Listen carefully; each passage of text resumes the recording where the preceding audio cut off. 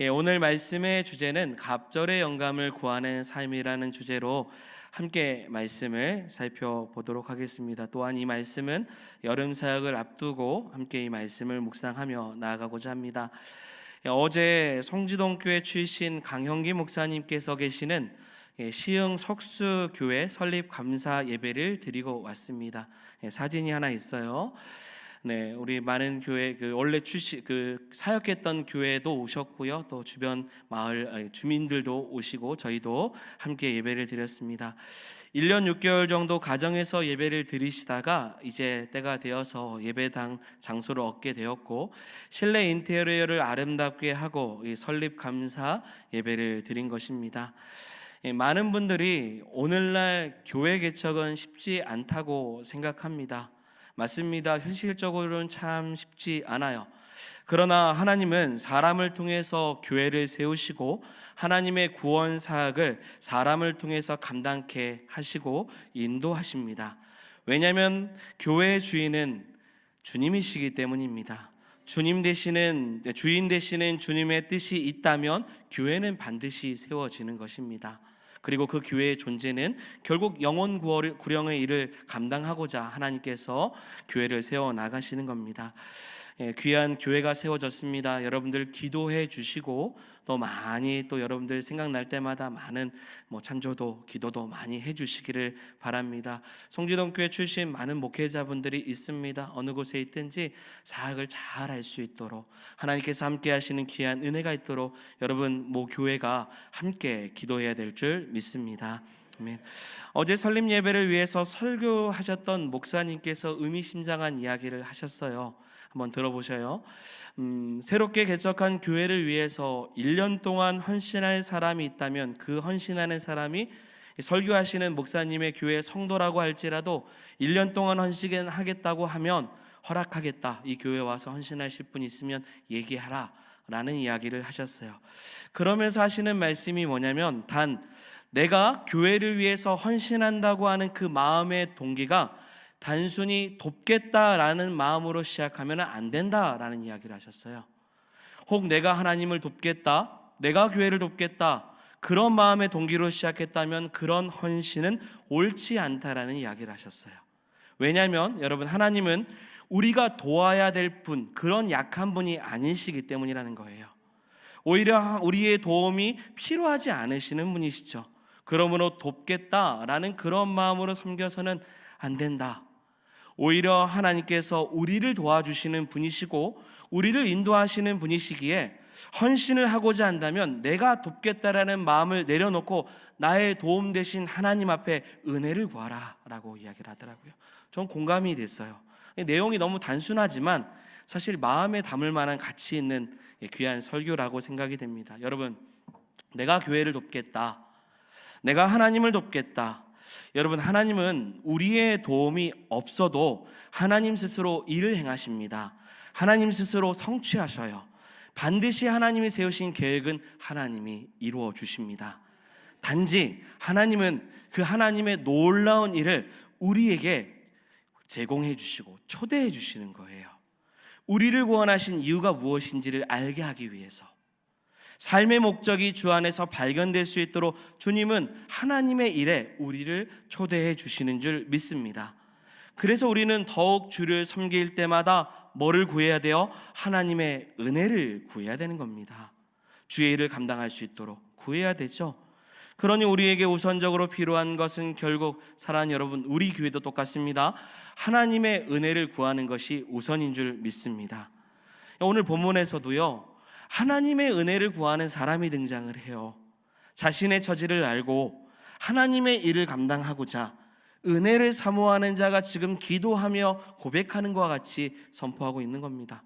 자, 오늘 본문의 핵심 단어 하나를 먼저 살펴본다면 오늘 본문 9절입니다. 한 부분이에요. 띄워주시고 9절 부분 같이 읽어보겠습니다. 당신의 성령이 하시는, 아멘. 당신의 성령이 하시는 역사가 갑절이나 내게 있게 하소서. 여러분, 옛날 개역 한글 성경책에 당신의 영감이 갑절이나 내게 있기를 구하나이다 라고 했었습니다. 저는 지금 개역 개정 번역보다 사실 개역 한글 번역 이 영감이 갑절이나, 그러니까 쉽게 말하면 갑절의 영감, 이 말이 저는 더 훨씬 더 강하게 다가와요. 지금 엘리사가요, 엘리야에게 말하는 거예요. 뭐라고요? 갑절의 영감을 달라고 지금 구하고 있는 겁니다. 여러분, 우리가 이 땅을 살아가는 동안에 바뀌지 않는 한 가지의 진리가 있다면 그것은 여러분 똑같습니다. 모든 사람이 똑같아요. 때가 되면 하나님께서 반드시 우리를 하나님의 품으로 부르신다라는 거예요. 어떤 사람은 병중에 있다가 이제 질병의 고통에서 벗어나라고, 그 짐을 벗어벗고 내게로 오라고 주님 불러주십니다. 어떤 사람은 건강하게 잘 살다가도 어느 날 후련히 하나님 불러주시기도 해요. 언제 어디서 어떻게 부르실지는 모르지만 사랑하는 여러분, 반드시 주님은 우리를 주님 품으로 부르십니다. 올 때는 순서가 있어요. 하지만 갈 때는 순서가 없어요. 하나님이 어떻게 부르실지는 모릅니다. 보통 하나님께서 부르신다는 말을 우리가 어떻게 표현하냐면 소천이라고 이야기를 합니다. 소천, 하나님의 부르심이라고 이야기를 하죠. 하늘의 부르심. 그래서 우리는 누군가가 운명했을 때 뭐라고 하냐면 소천하셨습니다 라고 해요. 그러나 이 표현은 틀린 표현이 될 수 있습니다. 통상적으로 앞으로도 그냥 소천하셨습니다 라고 저도 말하겠지만, 사실은 소천은 하나님의 부르심이에요. 내가 선택하는 것이 아니기 때문에 사실 성도는 뭐냐면 소천을 당하는 겁니다. 그냥 하나님 때 되면 불러가시는 거죠. 하나님 내가 원해서 가겠습니다가 아니라 하나님 불러주시는 거죠. 자, 오늘 본문의 내용을 하고자 하는 내용이에요. 열왕기하 2장 1절에 엘리야를 지금 하나님이 불러주시는 거예요. 자, 같이 1절 말씀 읽어보겠습니다. 회오리 바람으로 엘리야를 하늘로 올리고자 하실 때 엘리야가 엘리사와 더불어 길갈에서 나가더니, 아멘. 여기서 하늘로 올리고자 하신다라는 표현이 나오죠. 이 말이 바로 소천입니다. 올리고자, 히브리어로는 베알로트라는 단어를 씁니다. 이게 뭐냐면 하나님이 직접적으로 강권적으로 그 사람을 그냥 데리고 가셨다, 이런 뜻이에요. 그래서 오늘 본문 1절에 올리고자, 그리고 3절에 보시면 데려가시고, 혹은 11절에 하늘로 올라가다, 이 모든 단어가 지금 베알로트라는 소천이라는 단어에서 표현되는 여러 가지 한글 번역입니다. 하나님의 부르심을 받은 사람이 있어요. 성경에 보면 하나님 부르심을 많이 받잖아요. 그 중에서 육신의 죽음을 경험하지 못하고 하나님이 직접 데려간 인물이 성경에 두 사람이 등장을 해요. 예수님 빼고요, 두 사람이 등장합니다. 창세기에서 나오는 하나님과 동행했던, 300년 동안 동행했던 누구죠? 에녹이죠. 에녹 하나님 불러주셨어요. 또 하나는 오늘 본문에서 나오는 누구냐면 엘리야입니다. 엘리야는요, 일반적으로 예수 믿는 성도들의 그림자가 아니에요. 누구의 그림자냐면 예수 그리스도의 구약의 그림자를 예표하고 있습니다. 그래서 엘리야의 승천의 모습을 볼 때 우리는 부활하신 예수님의 승천의 사건을 함께 생각해 볼 수 있습니다. 엘리야의 승천과 예수님의 승천을 보면 우리가 거기서 보면서 우리가 가져야 될 신비가 있어요. 그게 뭐냐면 우리가 반드시 갈 곳이 있구나라는 거예요. 이 사건을 보면서 우리가 엘리야처럼 예수님처럼 우리가 가야 될 곳이 없는 게 아니라 아무도 보여주지 않았지만 주님이 보여주셨잖아요. 있다. 신비한 공간이 있다. 거기가 어디입니까? 천국이죠. 있다라는 거예요. 그곳이 있어요. 이 사건을 보면서 우리는 천국의 소망을 꿈꿔야 되는 것입니다. 사도행전 1장에 부활하시고 승천하신 예수님을 보는 제자들에게 왜 하늘만 쳐다보느냐? 너희들이 올라가심을 본 그대로 예수님 다시 오신다고도 하셨어요. 이게 뭡니까? 천국도 있고요, 주님 다시 오시는 종말의 때가 또 있다라는 거죠. 예수님의 재림을 믿는 것입니다. 여러분, 찬송가 199장 2절에 옛날 찬송가 번역에서 보면 엘리야의 이야기가 나와요.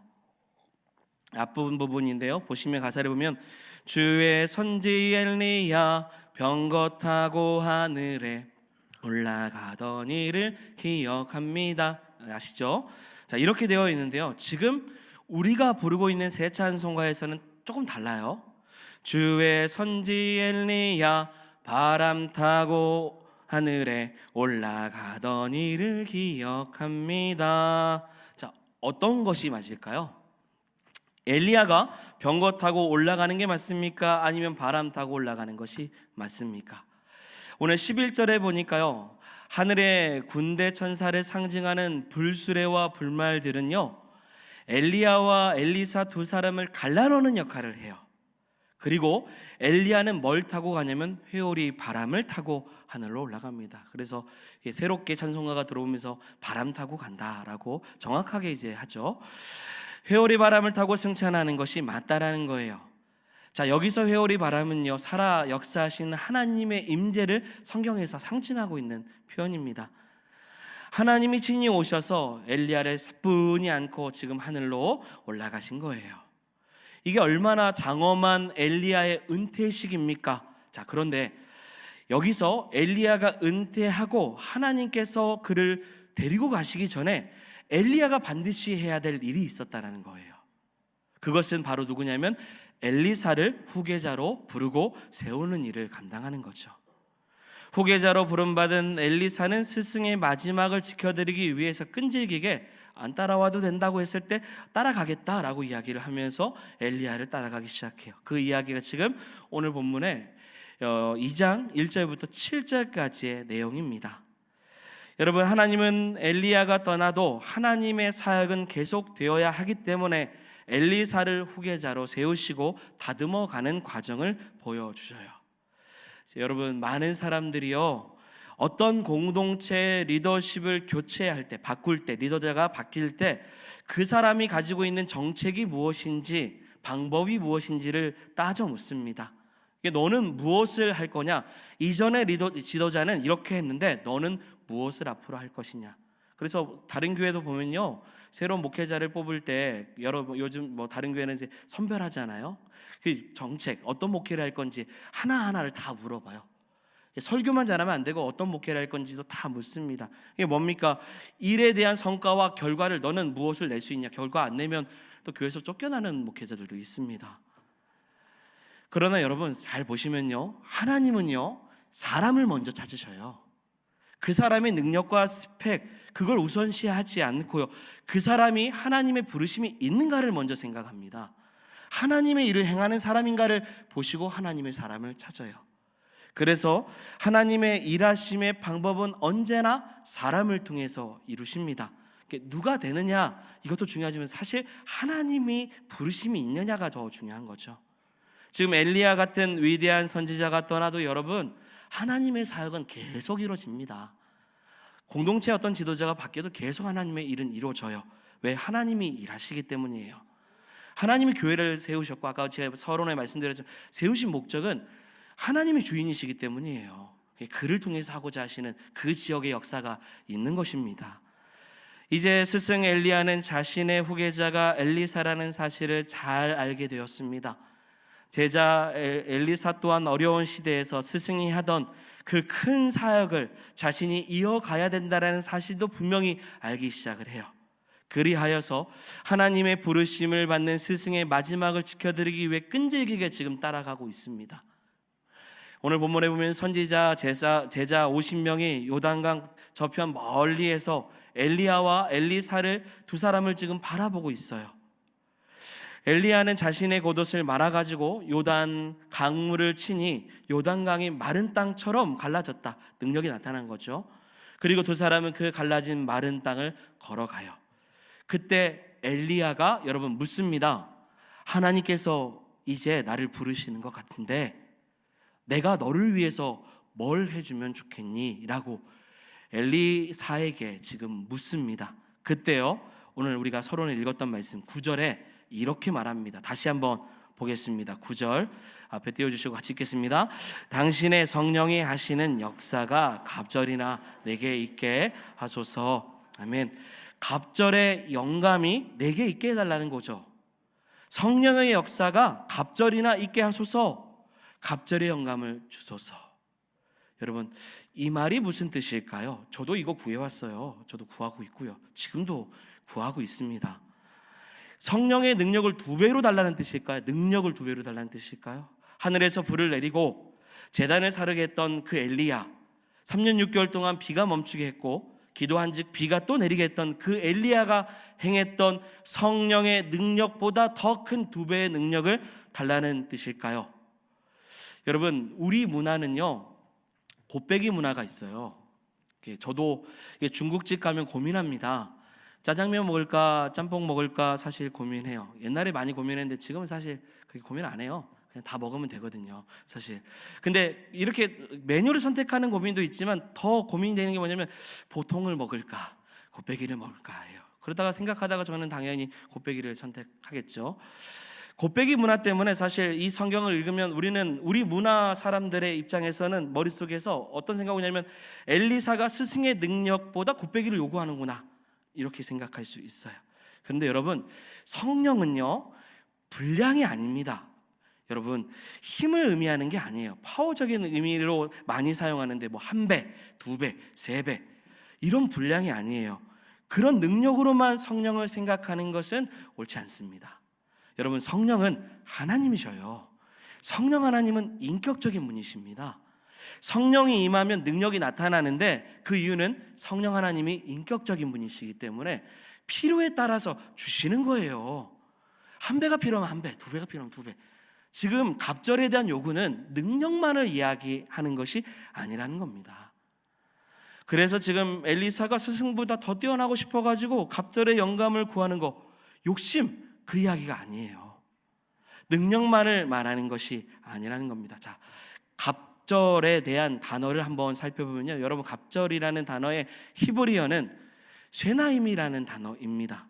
단어 그대로예요. 어떤 뜻이냐면 두목을 달라, 두목을 달라. 영어 성경으로 보면 더블 포션이라고 써 있는데요. 자, 이스라엘 문화 속에서 이 단어를 봐야 돼요. 신명기 21장 17절 말씀입니다. 신명기 21장 17절 같이 읽겠습니다. 반드시 그 미움을 받는 자의 아들을.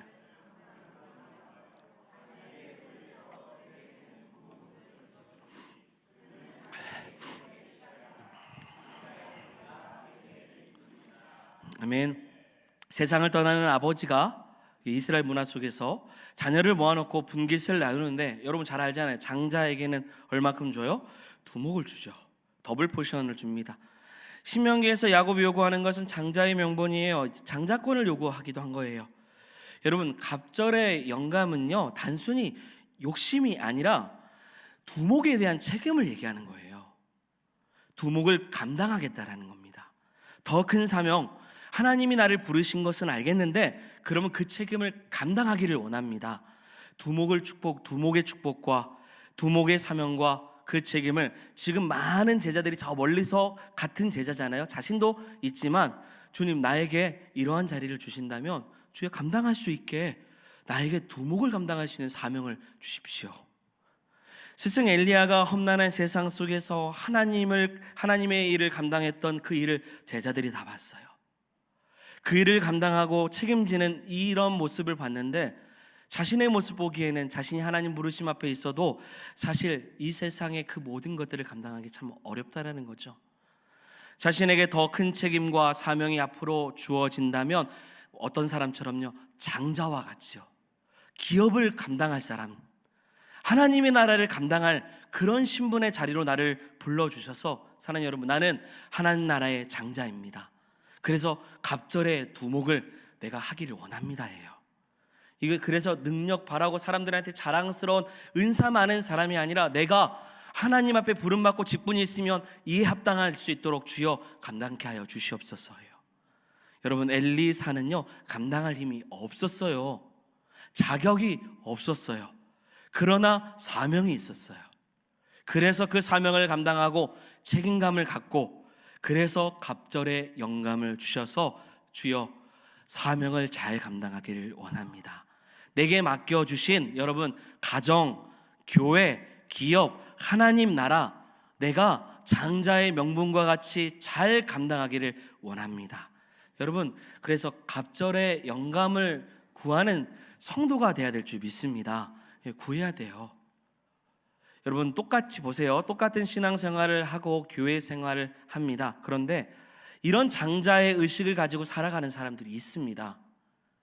갑절의 삶을 정말 사는 사람이 있어요. 장자의 명분을 가지고 주신 직분과 사명을 부끄럽지 않게 하기 위해서, 온전히 감당하기 위해서 갑절의 헌신과 갑절의 책임을 가지고 사명을 다하기 위한 직분을 받았기에 그 직분에 맞는 헌신을 하는 사람들이 있다라는 거예요. 그런 책임을 가지고 주를 섬기는 마음을 가진 사람은요, 여러분 제가 서론에 말씀드렸어요. 내가 하나님 돕겠다, 그런 마음으로 교회 섬기는 거 아닙니다. 내가 교회를 위해서 적선하듯 교회를 위해서, 우리 목사님 힘드니까 목사님을 위해서 도와주고자 하는 그런 마음으로 기도하거나 헌신하는 거 아니에요.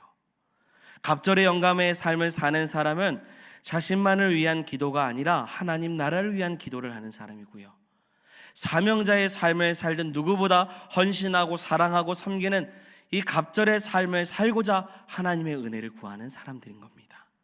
장자의 명분을 얻는 것처럼 여러분, 저와 여러분들에게는, 특별히 중직자 여러분, 직분을 주셨어요. 그 직분을 통해서 하나님을 위한 헌신의 결단이 반드시 있어야 되는 거예요. 엘리사가요, 갑절의 영감을 요구하는 것은 스승과 비교했을 때도요, 자신이 절반에도 미치지 못하는 존재라는 걸 잘 인식하기 때문이죠. 저도 세대 교체를 받은 목회자잖아요. 이전에 우리 목사님 잘 압니다. 제가 여기서 사역을 했기 때문에 늘 저는 부족하다고 알고 있어요. 어찌 보면 오랜 시간 동안 그렇게 목회적으로 깊은 영성을 가지려면 저도 그만한 사역과 섬김과 모습을 가져야겠죠. 자신이 부족하다라는 걸 알고 인식할 필요가 있습니다. 자신의 겸손이 어찌 보면 자신이 모자라다는 인식을 가질 때, 내가 할 수 없다고 할 때 뭐를 구해요? 하나님, 나에게 이 일을 감당할 수 있도록 갑절의 영감을 주시옵소서. 나 같은 이가 어떻게 주를 섬길 수 있겠습니까? 생각해요. 그래서 뭘 구하는 거예요? 은혜를 구하는 거예요. 은혜. 하나님의 능력을 구하는 겁니다. 내가 나만 보고 사는 인생 되지 않고 부끄럽지 않게 하기 위해. 오늘날 얼마나 많은 사람들이요, 이 갑절의 영감을 구하지 아니하고 또 기도하지 아니하고 뭘 해보겠다고 하는 덤비는 사람들이 얼마나 많은지 몰라요. 그래서 실패하는 거예요. 이 그릇을 주님께서 사명을 주셨고 역할을 주셨는데 그걸 위해 기도 안 하는 거예요. 그리고 힘들다고 하죠. 어렵다고 하죠. 그 일을 위해서 갑절의 영감을 구하지 않고 있는 거죠. 여러분, 우스갯소리 하나를 하면요, 국어 시간에는요, 국어라는 그 어떤 시험이나 국어 시간에는 항상 주제를 파악해야 돼요. 수학 시간에는요, 분수를 알아야 되고요, 미술 시간에는 꼬락서니를 알아야 돼요. 우스갯소리입니다. 사람은 자신의 주제를 알고 분수를 알고 꼬락서니를 알아야 돼요. 하나님 앞에 내가 어떤 주제인지, 어떤 분수인지, 어떤 꼬락서니인지, 자신이 부족하다고 하면 아는 사람이, 사랑 여러분, 기도하는 겁니다. 아는 사람이 구해요. 아는 사람이 자신을 보고 갑절의 영감을 구하는 겁니다. 내게 주신 사명을 위해 갑절의 영감이 필요합니다. 그래서 엘리사가요, 갑절의 영감을 구했다면요, 우리는 기도하고 몸부림치면서 갑절이 뭡니까? 한 7배 더 구해야 돼요. 우리가 겉옷을 가지고 말아가지고 뭘 하겠습니까? 이것까지는 아니어도요, 주님의 일을 감당하기 위해서는 구해야 됩니다. 죄송한 말씀, 저 잘 안 하지만 한마디 뼈있게 좀 말씀드립니다. 헌신할 수 있을 때 헌신해야 되는데 대체 어디 계시는 거예요? 기도해야 될 때 기도해야 되는데 대체 어디 계시는 겁니까? 제가 부임하고 3년 동안 얼마나 많이 말을 했습니까? 중직자 되면 새벽 기도는 왜 안 나오십니까? 새벽에 뭐 하세요? 기도해야 될 사람이 기도 안 하고 헌신할 사람이 직분이 주어졌는데 헌신하지 않으면 어떻게 해야 됩니까? 수요 예배는 뭐고 금요 영성 기도회는 뭡니까? 공적 예배부터 무너진 자신의 모습은 안 보입니까? 헌신하는 사람만 헌신하니, 헌신하는 사람은 늘 그 나름대로 불평이 있고요, 헌신 안 하지 않는 사람은 제 눈치 봐요. 그리고 뼈 있는 이런 말을 들을 때마다 마음에 부담을 갖습니다. 오늘만 할게요. 얼마나 힘듭니까? 주님 앞에 섰을 때 아무개 권사야, 네가 권사였구나. 아무개 집사야, 너가 집사였구나. 김경민 목사, 네가 목사였구나. 내가 몰랐다. 주님이 모르는 직분을 감당하는 자신의 모습은 사랑 여러분 없습니까? 여러분, 이전 세대 엘리야와 같은 헌신자들이 120년 7년 동안 있었어요. 직분자들이 있었고요, 그 길을 걸어왔습니다. 우리에게 또한 그 자리를 맡겨줬어요. 우리는 엘리사와 같은 마음으로 우리에게 주신 직분을 잘 감당할 수 있도록 여러분, 갑절의 영감을 구해야 될 줄 믿습니다. 늘 복받는 이야기 해야죠. 설교 때 복음을 통해서 구원받는 이야기도 해야 됩니다. 그런데 그런 복음만이 아니라 여러분 사명과 책임을 감당할 수 있는 직분에 대한 헌신의 마음의 말씀도 여러분 새기셔야 됩니다. 나 들으라고 목사님 저 얘기하시네. 들어요. 그러면 예, 들으십시오. 헌신하더라도 갑절에 영감이 있는 헌신하기를 원합니다. 찬양 한 번을 해도요, 갑절에 영감이 있는 찬양하세요. 근데 하고 싶을 때 하고 안 하고 싶을 때 안 하는 그런 봉사 하지 마십시오. 내년 되면 이 봉사를 얼마나 잘하고 있는지에 따라서 늘 하니까 그것도 잘 못하는 것 같아요. 선택인 것 같고 의무도 아닌 것 같고 안 돼요. 저 설교할 때도요, 저도요 마찬가지. 여러분 설교 들으실 때도 정말 갑절 영감이 있는 설교를 들으시길 바라요. 제가 그런 설교를 한다는 게 아니라 들으십시오. 깨어 있어야 돼요. 오늘 이 예배를 드리는 모두가 갑절에 영감이 있는 예배, 갑절에 영감이 넘치는 성도가 될 수 있도록 주신 사명을 잘 감당하는 우리 주의 자녀들이 되기를 원합니다. 자, 그러면 왜 엘리야가 이 갑절의 영감을 구했는가도 좀 살펴보고 말씀을 마칠까요? 이유는요, 세상이 날로 악해지고 있기 때문이죠. 엘리사는 스승 엘리야가 아합과 이세벨을 통치하던 그 악한 시대 때 얼마나 피곤하고 힘든 나날을 보냈는지 우린 잘 알고 있습니다. 그런데 이제 아합이 죽어요. 그럼 이제 좋은 세상이 올 줄 알았는데 그의 아들 아하시야가 더 악하게만 합니다. 그리하여서 갑절의 영감을 달라고 기도하는 거예요. 여러분, 오늘날 우리가 살고 있는 시대가 어떤 시대입니까? 악한 문화가 가득한 시대예요. 자기만 아는 이기적인 시대입니다. 자기의 평안을 위해서, 믿는 사람들이죠, 자기의 평안을 위해서 하나님을 위해 향유값 깨트리는 거 이렇게 미루는 사람들이 오늘날 시대 사람들입니다. 지금 우리가 하나님 앞에 나와 구할 것이 무엇입니까? 기도할 제목이 무엇입니까? 여러분, 많은 게 있지만 그래도 하나님 갑절의 영감을 주시옵소서, 갑절의 능력을 주시옵소서. 세상을 이기길 원하고요, 세상의 유혹에 빠지지 않고 주여 나를 도와주시옵소서. 엘리사가 지금 구하는 거예요. 세상이 너무나도 어려운데 내가 배로나 정말 교회를 위해서, 하나님을 위해서 섬기고 싶은 결단이 있습니다. 하나님, 그러기 위해서 나에게 능력 주십시오. 영감을 주시고 갑절의 은혜를 주시고 갑절의 건강을 주십시오. 내가 선생님보다, 엘리야보다 더 갑절이나 열심히 뛰고 싶습니다. 그러한 삶의 모습과 가정을, 내 모습을 가지고 내가 살아가기를 원합니다. 이게 지금 엘리사의 기도인 거예요. 이걸 누구한테 말해요? 지금 엘리야에게 대놓고 말해요. 갑절이나 당신 것보다 더 갑절이나 주십시오. 왜요? 엘리야도 알고 있어요. 이 시대가 얼마나 악한지, 그리고 다음 세대를 보면서 얼마나 안타깝습니까? 당연히 그러하기를 바라죠. 성경을 보면요, 엘리야는 대표적으로 8가지 기적을 행하여요. 갑절의 영감을 받았던 그는 엘리사는 당연히 얼마큼 해야겠습니까? 16가지 기적을 행해야 됩니다. 물론 엘리야가 8가지, 정확하게 엘리사가 16가지 기적만 인생 가운데 행한 건 아니에요. 그러나 성경에 보면요, 정확하게 갑절 16가지의 기적을 엘리사가 합니다. 이게 뭐예요? 구하는 대로 이루는 겁니다. 갑절을 달랬더니 갑절대로 일하게 하셨어요. 갑절대로 자신이 능력 많은 사람이 아니라 갑절만큼 하나님의 역사가 일어날 수 있도록 쓰임 받았다라는 겁니다. 여러분, 갑절의 은혜를 구하십시오. 악한 세상 속에서 내게 주신 그 은혜를 기억하기를 원합니다. 그래서 이제 말씀드렸잖아요. 여름 사역을 생각하면서도 말씀을 오늘은 드렸다고요. 주님의 교회를 섬기고 본이 될 수 있도록, 주를 위해 사는 것이 무엇인지 알 수 있도록 헌신하는 하나님의 자녀들이 되기를 소망합니다. 결론입니다. 그리고 가정 안에서도 갑절의 영감을 구하시고, 자녀를 키울 때도 부모로서 갑절의 은혜가 있도록, 그리고 직장과 학교와 삶의 터전 가운데 주님께서 주를 위하여 살아갈 수 있도록 갑절의 영감, 능력을 달라고 구하는 우리 모두가 되기를 주의 이름으로 축원드립니다. 아멘. 같이 한번 찬양하겠습니다. 우리를 사용하여 달라고, 주님의 나라를 위하여서 갑절의 영감을 가지고 하나님이 원하시는 기적의 역사를 행하는 주의 자녀가 되기를 소망하며, 또 교회를 생각하며 함께 찬양하기를 원합니다. 우리에겐 소원이 하나 있네. 주님 다시 오실 그날까지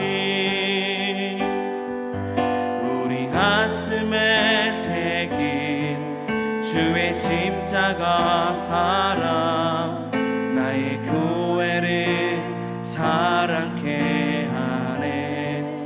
주의 교회를 향한 우리 마음, 희생과 포기와 가난과 고난, 하물며 죽음조차 우리 막을 수 없네. 우리 교회는 이 땅에 희망,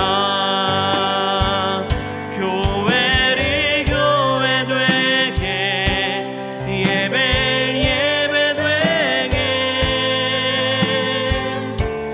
우리 사용하소서. 진정한 능의 날 오늘이 마도록 우리 사용하소서. 우리에게 소원이 하나 있네. 우리에게 소원이 하나 있네. 주님 다시 오신 그날까지 우리 가슴에 새긴 주의 십자가 사랑 교회를 사랑케 하네. 주의 교회를 향한, 주의 교회를